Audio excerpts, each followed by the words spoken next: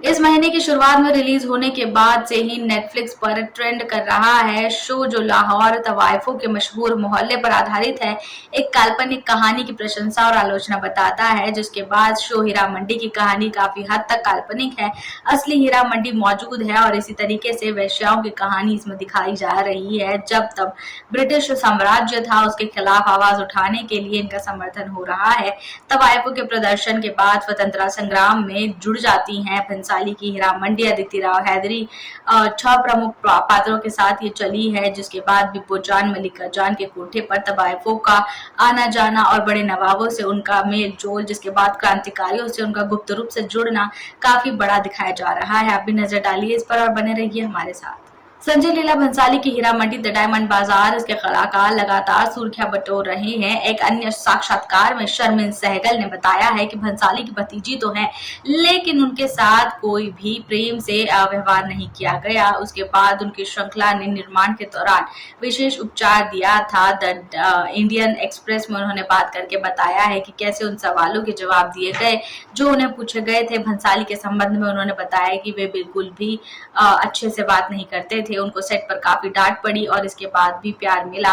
वे इनकार नहीं करेंगी कि उनका जो भतीजी है, लेकिन उसके बाद भी उनको जो सेट पर व्यवहार था वो एक अन्य कलाकार की तरह ही था, एक न्यू कलाकार की तरह उन्हें डांट पड़ती थी। और इसके बाद चाचा के रूप में नहीं, बल्कि एक डायरेक्टर के रूप में ही उनको जो है सराहा गया। जो भी उनके इंटरव्यूज हुए, जो भी उनके ऑडिशन हुए, 16 ऑडिशन की बात उन्होंने बताई। आप भी नजर डालिए इस पर और बने रहिए हमारे साथ।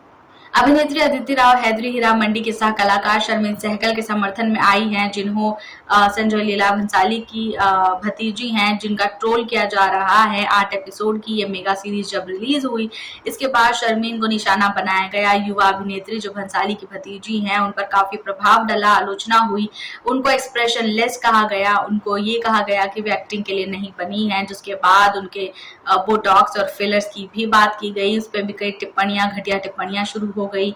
अपनी प्रतिक्रिया साझा करते हुए, पूजा तलवार से बात करते हुए अदिति ने स्वीकार किया कि शर्मिन के सामने किसी को चुनना अनुचित था। अदिति ने कहा, किसी को भी निशाना बनाना गलत है और बिल्कुल सही नहीं है। किसी की मानसिकता से खेलना बहुत गलत तरीका होता है। आप भी नजर डालिए साक्षात्कार पर और बने रहिए हमारे साथ। राजकुमार राव और जानवी कपूर के मिस्टर एंड मिसेज माही का ट्रेलर जारी हो गया है। भावनात्मक रोलर कोस्टर सवारी का ये वादा करता है।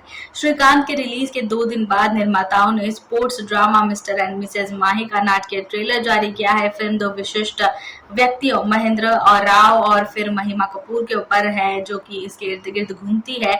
दोनों जीवन भर के लिए साझेदारी जमाते हैं। अरेंज मैरिज के बाद अपने आप के अपने सपनों को बड़ा बनाते हैं और शक्ति की खोज में निकल जाते हैं। फिल्म में महेंद्र को क्रिकेटर के तौर पर देखा जा रहा है, पुनर्जीवित करने का मौका दिया जा रहा है। महिमा, उनकी जो पत्नी है, वो खेलने के लिए काफी एक्साइटेड होती हैं, जिसके बाद उन दोनों का जो रिश्ता है वो काफी प्रभावित होता है। आप भी नजर डालिए इसके ट्रेलर पर और बने रहिए हमारे साथ। अभिनेता श्रेयस तलपड़े ने उस समय को याद किया है जब उनकी मुख्य भूमिका वाली फिल्म कौन प्रवीण तांबे को थिएटर में रिलीज नहीं किया गया था, जिससे वह काफी असंतुष्ट हुए थे।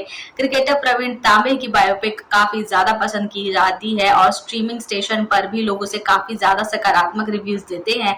लेकिन आपको बता दें कि यह फिल्म जो है सीधा ओटीटी पर रिलीज हुई थी। स्टूडियोज द्वारा समर्पित यह फिल्म डिज्नी हॉटस्टार पर सीधे से डिजिटल रिलीज हुई थी, जिसके बाद उन्होंने याद किया कि कैसे इसके संपादन को बंद कर दिया गया था। नीरज पांडे ने मुझे फोन किया, कहा कि मैं और फिल्म दोनों पसंद किए गए हैं, लेकिन ये फिल्म जो है अफसोस की बात यह है कि सिनेमाघरों में रिलीज नहीं हुई थी, जिसके बाद मैं काफी ज्यादा हताश हो गया था, परेशान हो गया था। आप भी नजर डालिए साक्षात्कार पर और बने रहिए हमारे साथ।